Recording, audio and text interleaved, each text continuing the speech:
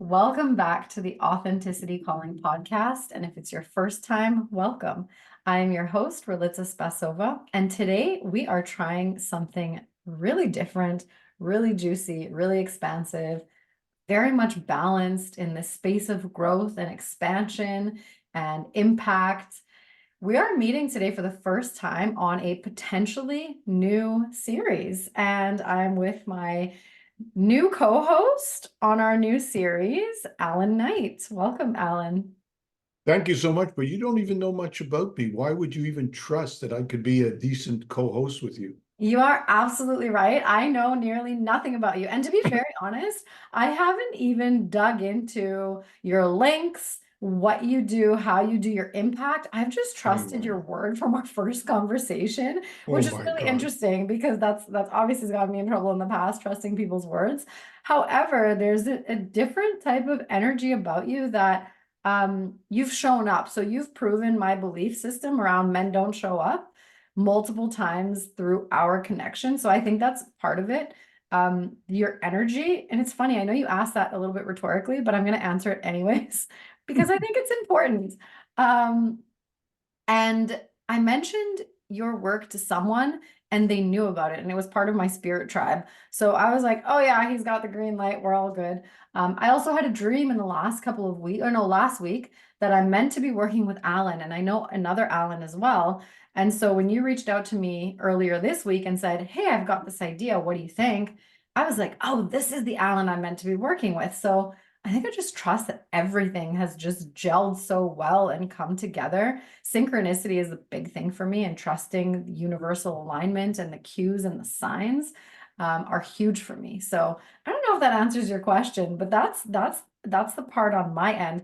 And I'm going to pose the same question back to you. Why would you trust me to work together on creating something new?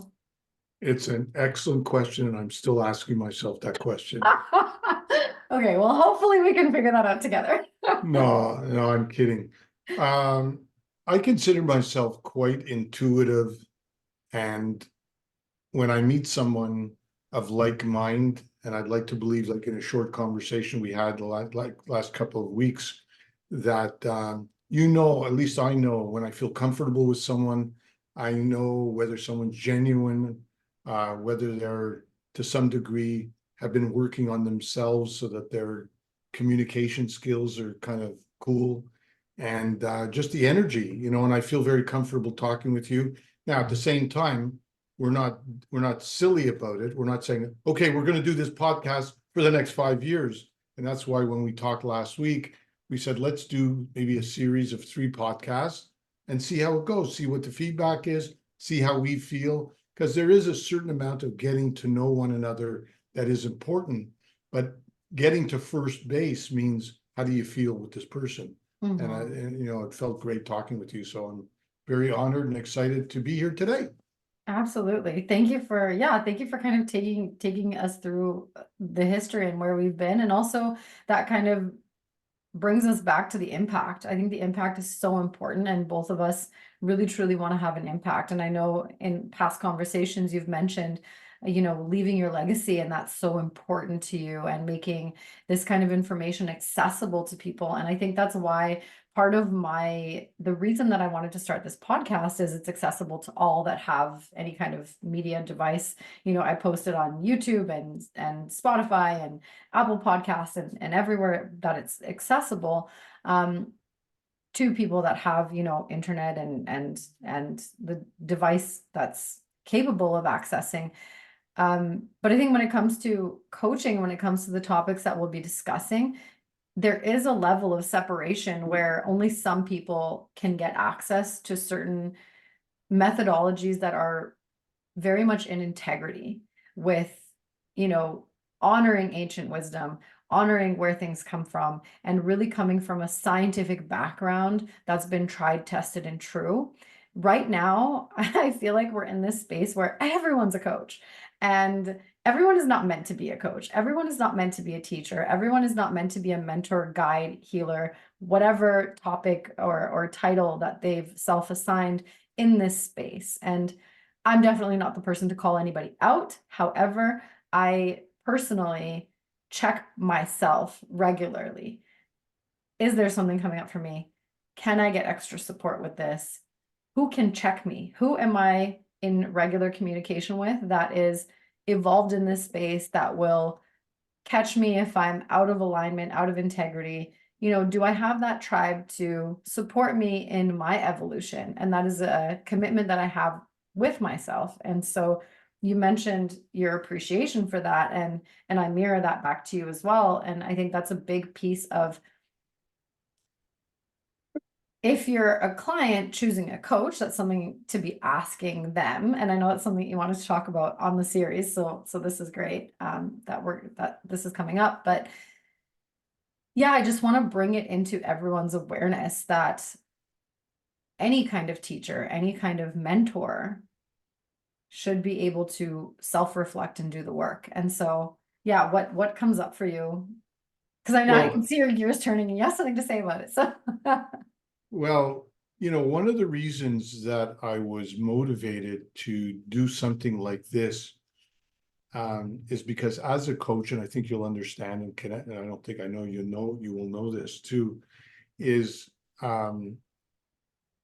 coaches could very easily fall into the trap of spending most of their time trying to teach and trying to preach and trying to help directly, and take that role as a helper. And there's nothing wrong with that. I do that through my training program.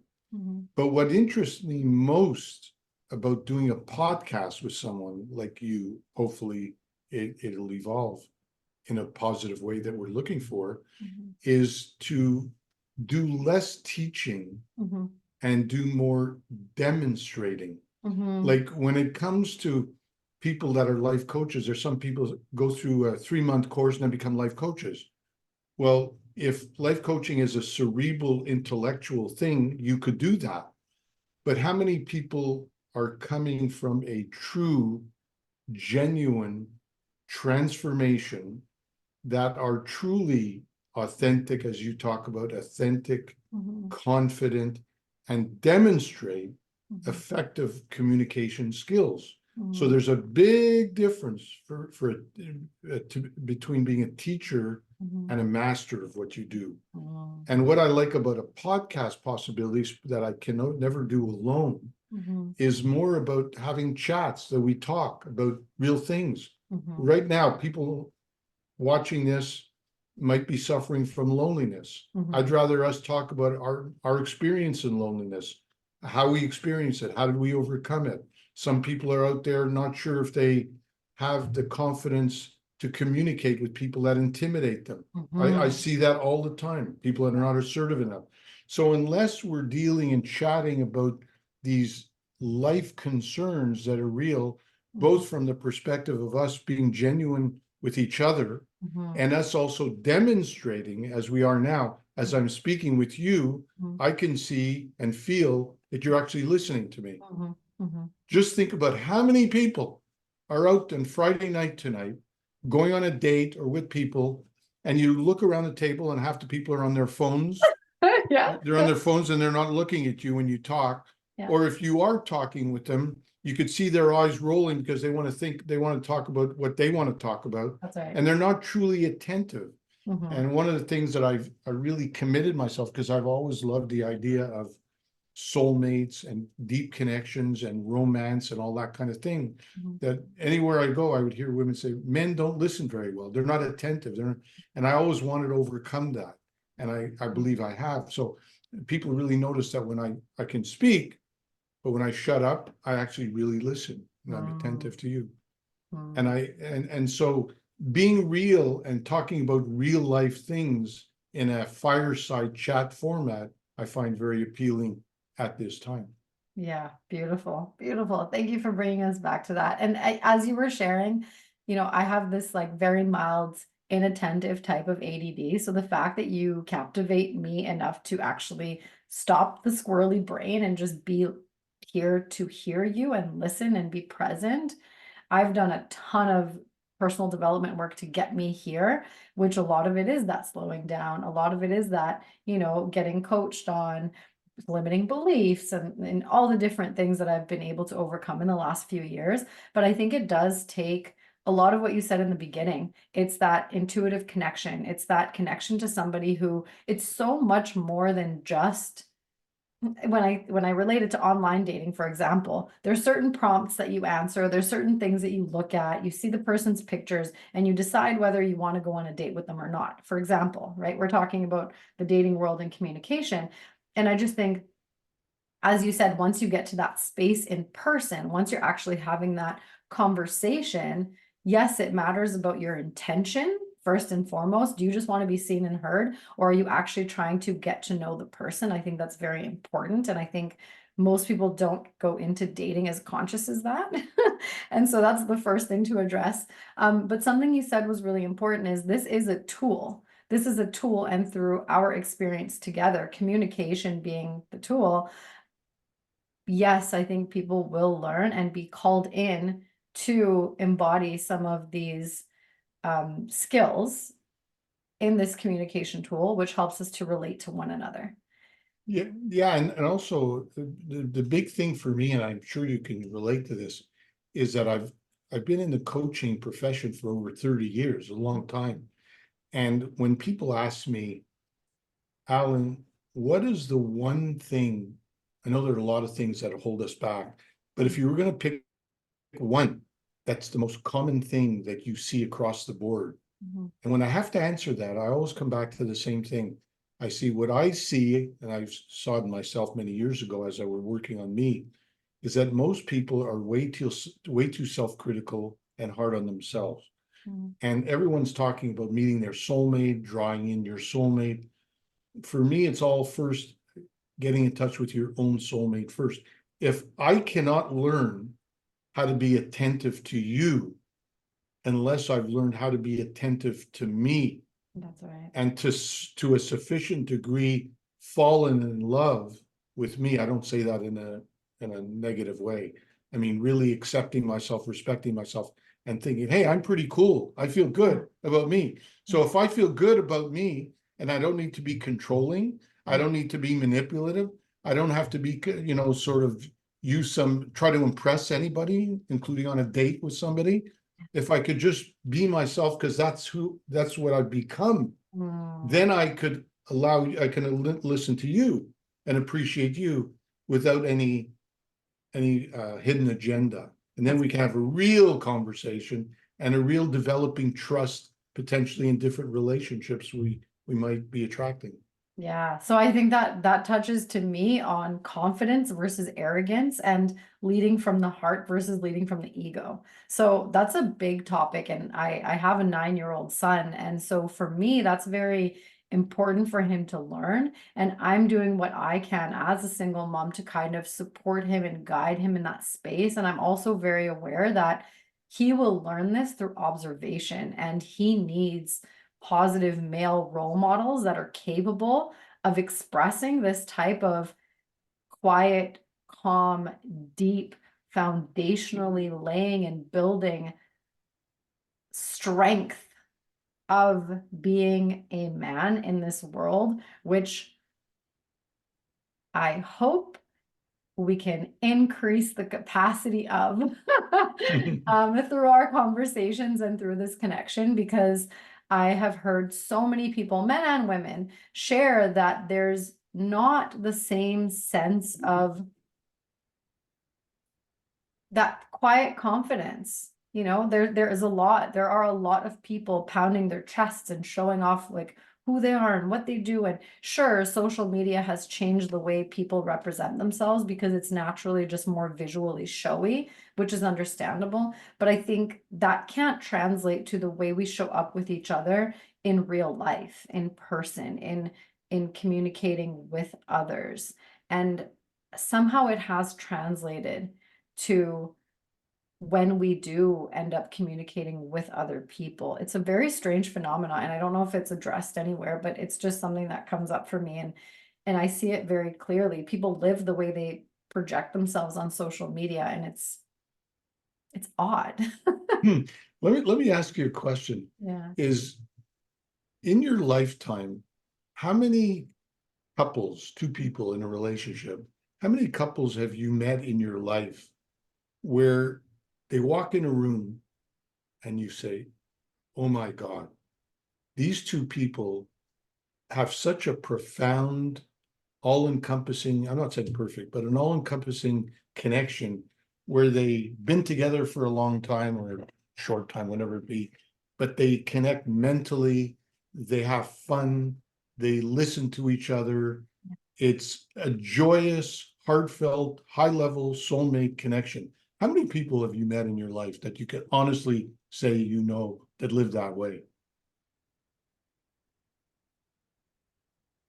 I have had it in my own vision of my future experience. And I think because the bar is set so high, exactly what you described, I'm like, you're speaking from my soul.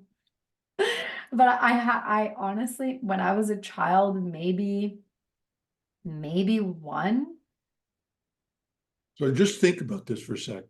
Just look at the advanced technology in our world, the things that people have created out, in the material world blows us away.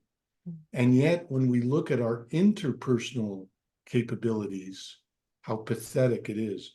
But And Alan, that's we've what, been totally divided. I sorry to interrupt you, but how are we meant to grow and evolve our interpersonal communication if we're so separate? Thank God there's Zoom for us to connect. yeah. Sorry, could you clarify what you mean by that? What do you mean by Yeah, I separate? think, yes, I think, so again, I apologize for interrupting, but that it was something that's like, but how? How are we meant to do this when I think we rely so heavily on our individualism, and that's been celebrated in my generation for sure. There's not this sense of community. There's not this sense of when I rise, we all rise. It's a very individualistic type of community and space. Even maybe it's the educational system that started it, because I mean we learn everything in our formative years when we're children. Um, and so I think, yes, in medical school for sure. I know in law school, professional schools have this. There's competition. There's no when I rise, you rise. There's competition for spots, there's competition for internships, for residency positions. All of that exists. But I think it's, I hear my son coming home and talking about, oh, at school, my teacher always celebrates this one student that always has the best artwork, that always does this, that always does that. And I feel like I'm not enough, or she doesn't see my skill. She doesn't think that I'm able to do things that other kids can do. And so it's that sense of me versus them. It's established so early on in life. And I think that's where it starts. And then I think it translates into then it's not about learning about the other person, it's about showing ourselves off. What can we do better than the other person? And yeah. Right. Well, what you're talking about now is the very experience I had as a young boy, Mm. going through grade school, going through high school, going through university. Um, I knew intuitively, I think I was a bit of an old soul anyway to start with. So I had a wisdom of looking at life and saying, um, something's wrong here. We have all this technology, we have all this advancement. I know you're looking at the time, we're in a bit of a time frame, are we? No, it's okay. I was trying to remember what you originally where you were originally going before I interrupted you, because I know that you were on a track, but I'm back. Yeah, I was just saying that, well, all I know is I'm not sure. I think we were talking about accepting and loving yourself first, but aside from that, responding to what you just said, Mhm.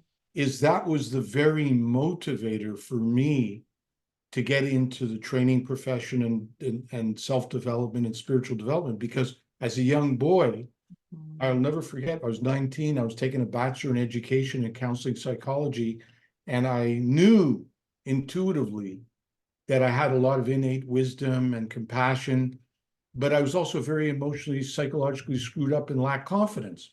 So I Mhm. took a year off and traveled the world and came close to dying on a desert, which changed my life.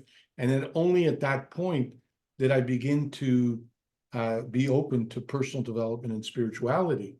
But up until then, I was kind of, and even after that, I was also always very disappointed and almost angry at our system, our school system, because all those years I was kind of wasting going through courses that were never going to make a difference in my life.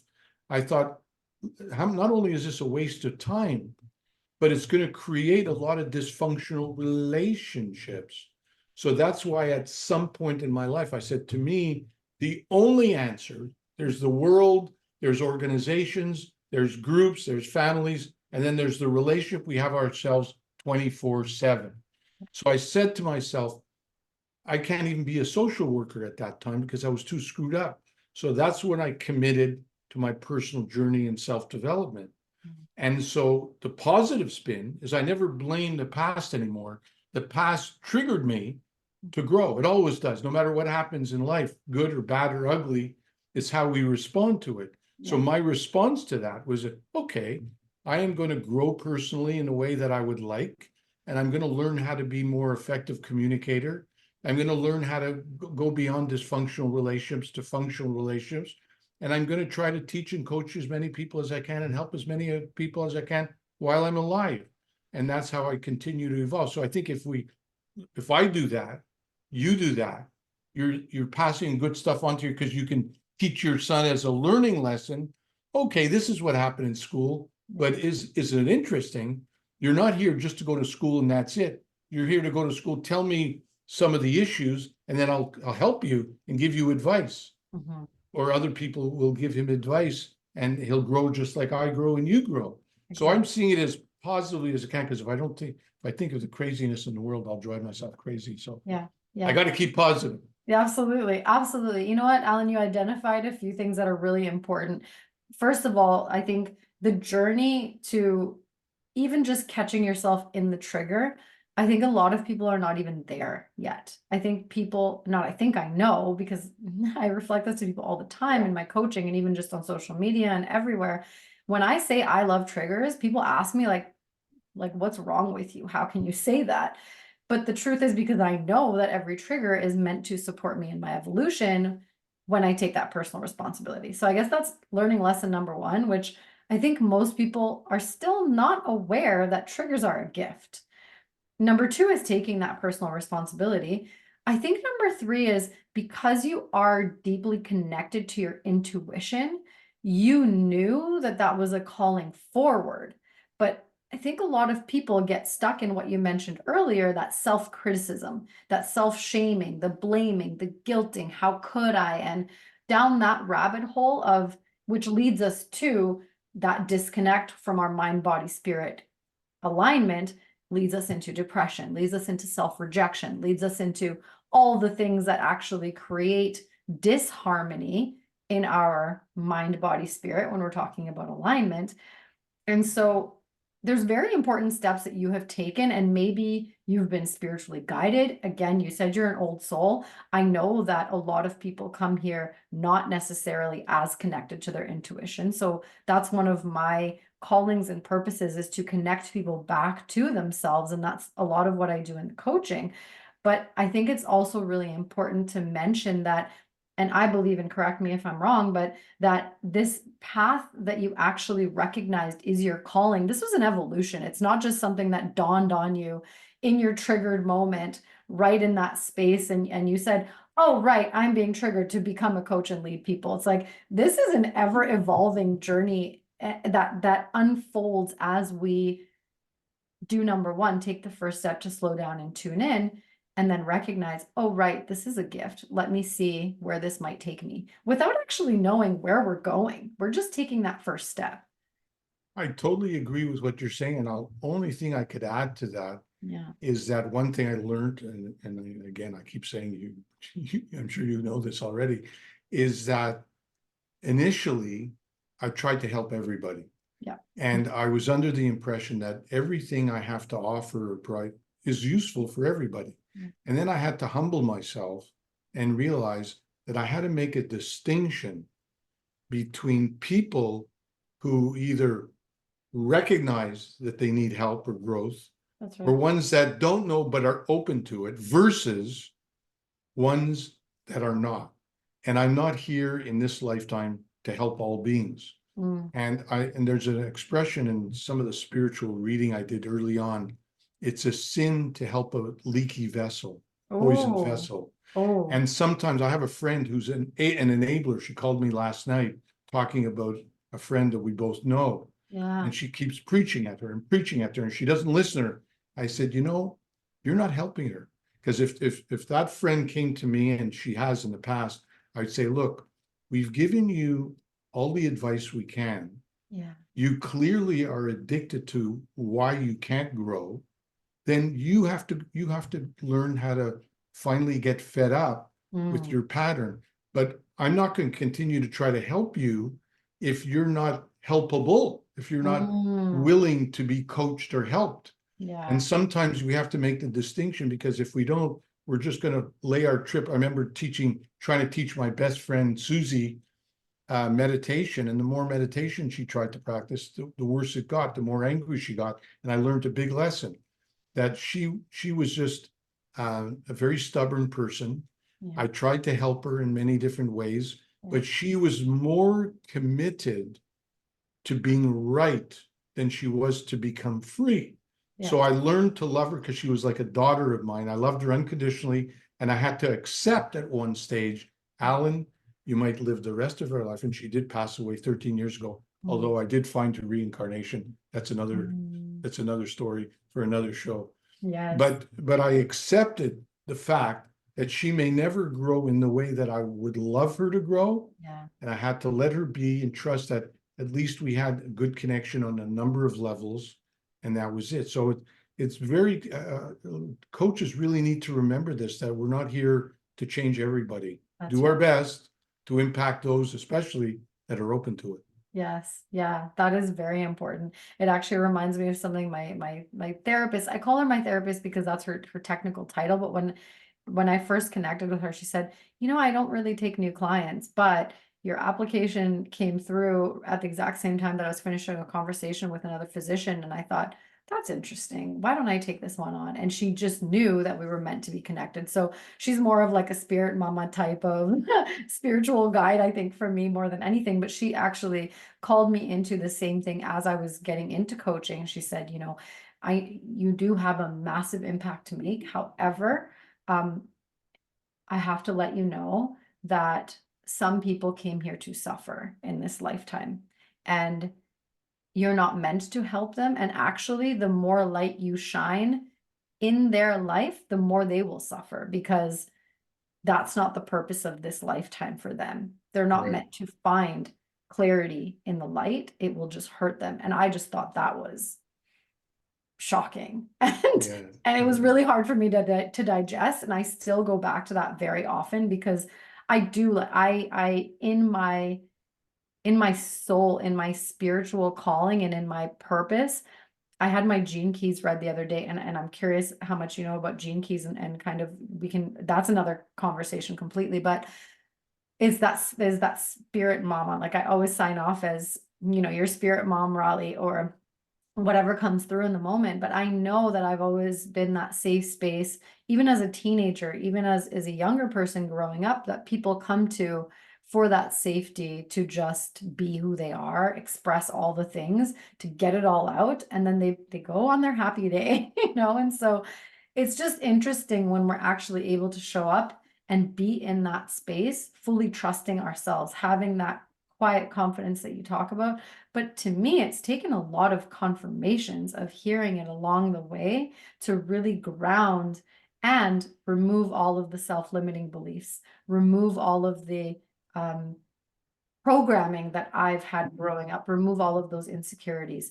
And coming back to what you said, I think it's really important. I think it's imperative to show up as we are and accept people as they are, and not even have to define them as suffering, not suffering, whatever that looks like, and just hold the space for everything that's possible. Because I think the less attached we are to what they're supposed to look like, what our relationship with someone else is supposed to look like in terms of what they need to change, we first need to take personal responsibility. And as Carl Absolutely. Jung says, life is a mirror. So if you're seeing it playing out there, it is playing out more dramatically. And this is definitely not his words. And I apologize for my own, summarizing of how I remember and how I remember it regularly. I have to remind myself that, oh, right, if something's bothering me out there, I get to turn in and heal that within myself, whether it's jealousy, anger, frustration, not being seen or loved. It's like, oh, wait, my mother doesn't love me how I want to be loved. So do I have to look at that person to give me something that they've obviously shown me they are not capable of giving me because I have a unique way of desiring it? And by the way, we can parent ourselves. Let me turn in and give myself that unconditional love and acceptance that nobody else can. But you have about 10 different topics in I just what know. you just said. And knowing that you've got to run, Yeah. uh, I was just going to ask you before we end this, because we can go on and on. How did you enjoy our first session? And wouldn't it be nice to maybe get feedback from people that might be watching this in terms of topics they might like us to cover? But if they don't, do we have a topic we want to focus on next time that we meet, or should we digest that first and come up with something ourselves? Yeah, that's a great point. And that was a question that I had in my mind throughout the conversation. I was going to say, please post in the comments or in the chat below what kind of topics you would like to hear on our series. Let us know if anything spiked your interest. Let us know if there are topics that come up for you on a regular basis, triggers, anything that you have going on. Things that make you say, We need to talk. we need to talk. Because that is the name of our series. We need to talk. And Anyway, yeah, sorry I interrupted you. yeah, See, I caught myself. I love it. That was the other thing I wanted to say. I really appreciate you calling me out when I looked sideways. You said it was to check the time. You're very aware. But again, that's a topic for another conversation. I could tell you things I feel so bad about when I went in my early dating experience and I go on a date, I feel so terrible and selfish. And I would have the pattern of if I wasn't really excited or attracted to the person, I was disappointed. And I would be eyeing other women by the side of my eye. And I hated that I did that, but I did it. I was so superficial, you know. But I learned. Anyway, I know we have to run. I enjoyed this thoroughly. I hope you did. Me too. And I look forward to the next one. And yeah, we definitely need to talk. We definitely need to talk. Yes, I look forward to the next one as well. Thank you for keeping us on time. I can release any kind of hold on time. I trust you completely to be the timekeeper of our time together. And that is something that I cannot often say. So I really appreciate that about you, Allan. My And pleasure. yeah, it's been a pleasure. It's an absolute gift to connect with you, to be able to share this collaborative, impactful space and make waves. I'm excited. We need to talk is going to be, I can already feel it. But yeah, let's keep testing it for the next two sessions and see what the feedback looks like. Maybe we can I ask our audience for DMs or whatever, and we'll collect that feedback somehow. I I love it. Look forward to it. Awesome. Thank you so much, Allan. Have a beautiful day and take You care, too. everybody. Bye. Bye.